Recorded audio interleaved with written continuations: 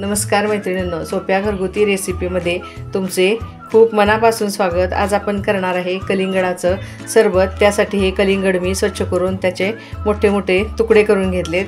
त्यामध्ये घालायला हा मुठभर पुदिना, हा छोट्या साईजचा आहे म्हणून मी एक लिंबू घेतलेला आहे। ही वर्ण आपण घालायला सब्जा बी भिजवून घेतलेत आणि ही 4 चमचे साखर आणि हे सैंधव मीठ। हे चवीप्रमाणे तुम्ही थोडं कमी जास्त करा। कलिंगड जर कमी गोड असेल तर तुम्ही साखरेचा वापर अजून करू शकताय। आता एक मिक्सरचं भांडं घेऊन त्यामध्ये हे कलिंगडाचे तुकडे टाकून घ्या।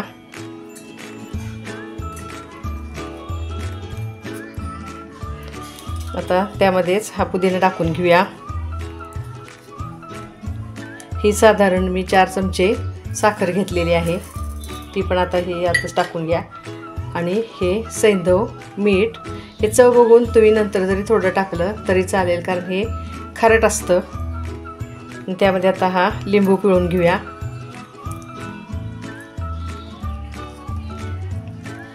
आता हा लिंबू पण आपण त्यामध्ये पिळून घेतलेला आहे। आता मिक्सर लावून मिक्सरमध्ये ही आपण पेस्ट करून घेऊया।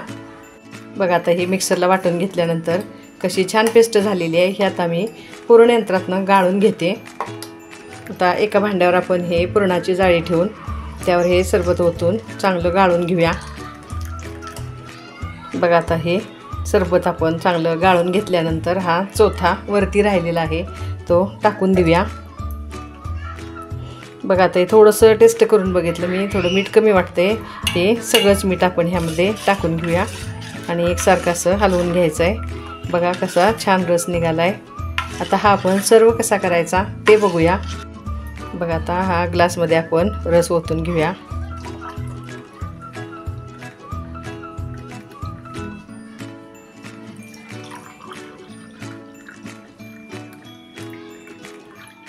एका ग्लासमधला आपण आता हा प्लेन ठेवणार आहे आणि दुसऱ्या ग्लासमध्ये आपण हे कलिंगडाचे बारीक केलेले तुकडे हे टाकून घेऊया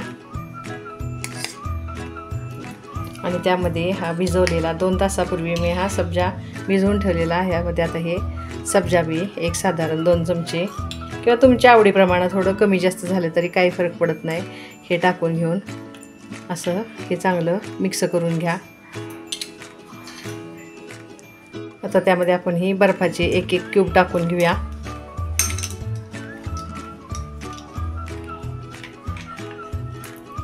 बघा, माझी ही कलिंगडाच्या ज्यूसची रेसिपी तुम्हाला कशी वाटली मला नक्की कमेंट्समध्ये कळवा। धन्यवाद।